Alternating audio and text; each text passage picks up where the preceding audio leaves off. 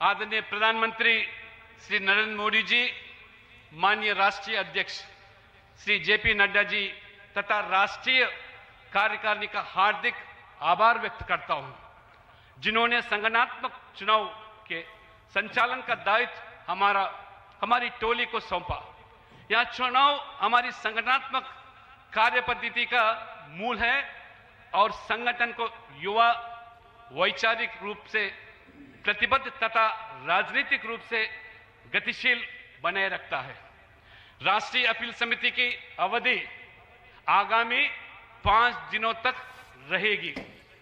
राष्ट्रीय चुनाव अधिकारी के दायित्व के अंतर्गत बूथ से लेकर प्रदेश अध्यक्ष तक की निर्धारित प्रक्रिया तथा कल संपन्न हुए नामांकन जांच एवं नामांकन वापसी की प्रक्रिया के पश्चात मैं डॉक्टर के लक्ष्मण के नाते भारतीय जनता पार्टी के नए राष्ट्रीय अध्यक्ष के रूप में श्री नितिन नवीन जी को नाम की घोषणा करता हूं।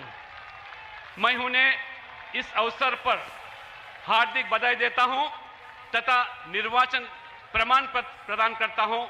धन्यवाद। भारत माता की जय।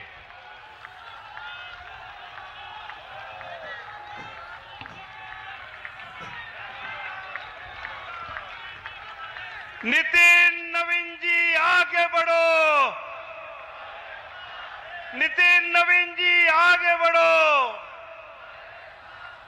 अब हमारे नवनिर्वाचित राष्ट्रीय अध्यक्ष आदरणीय नितिन नवीन जी का अभिनंदन हमारे लोकप्रिय प्रधानमंत्री आदरणीय नरेंद्र मोदी जी तो आपको बता दें कि भाजपा के 12वें राष्ट्रीय अध्यक्ष के रूप में नितिन नवीन के नाम पर आधिकारिक रूप से अब मुहर लग गई है और ये तस्वीरें भी आप देख रहे हैं कि प्रधानमंत्री मोदी उनको माला पहनाकर स्वागत कर रहे हैं। तमाम कार्यकर्ताओं के बीच नितिन नवीन के नाम पर आधिकारिक रूप से मुहर लग गई।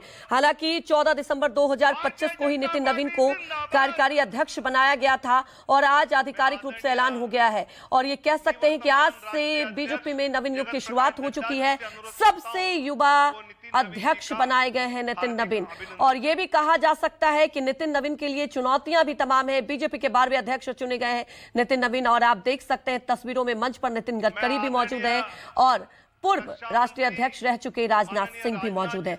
अभी तक ये हम तस्वीरें और ये जो आप कह सकते हैं कि बीजेपी में एक बड़ा बदलाव, एक नए इतिहास की शुरुआत हो चुकी है। कुमार गौरव लगातार हमारे साथ जुड़े हुए हैं। कुमार गौरव, जो तस्वीरें हैं ये तो तय है कि अब बीजेपी ने एक मैसेज इससे सख्त है और साफ तौर पर है कि बीजेपी अब युवा के हाथों में कमान दे रही है। क्या चुनौतियां भी उतनी ही है नितिन नवीन के लिए, एक बड़ी जिम्मेदारी? बिल्कुल, बीजेपी के बारे में दावा ये किया जाता है कि विश्व की सबसे बड़ी पार्टी है और जाहिर सी बात है एक 45 साल का युवा विश्व की सबसे बड़ी राजनीतिक पार्टी का अध्यक्ष बनता है, उसके सामने काफी चुनौतियां होती है। संगठन को लेकर चलना, 14 करोड़ कार्यकर्ताओं की भावना को समझ कर चलना और साथ ही साथ परिणाम भी देने होंगे, चुनाव भी जीतना होगा। जेपी नड्डा का कार्यकाल इस लिहाज से जो पिछले 6 साल का रहा, दिल्ली जैसे राज्य में भी वो चुनाव जीते, उनके नेतृत्व में जीता गया। हरियाणा में तीसरी बार किसी की सरकार नहीं आती थी, लेकिन हरियाणा में तीसरी बार बीजेपी की सरकार आई। तो इस तरह से रिकॉर्ड त्रिपुरा की बात कर लीजिए, उड़ीसा की बात कर लीजिए, तो जेपी नड्डा अपने पीछे बहुत बड़ा एक सक्सेस मंत्र छोड़ गए हैं और उससे अब नितिन नवीन को मैच करना होगा, इसमें कहीं कोई दो राय नहीं है। बिल्कुल, बीजेपी ने एक मैसेज जरूर दिया है कि अब जेनजी का जमाना है और अक्सर जेनजी की बात होती है तो हम सुनकर लाए हैं।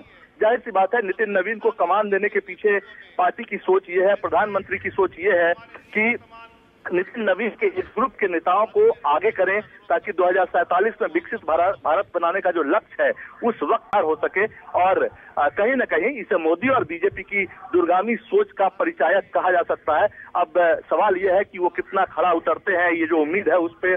लेकिन एक बात समझना होगा, जैसे ही वो कार्यकारी अध्यक्ष बने उसके बाद जब उन्होंने 3-4 राज्यों का दौरा किया, वहां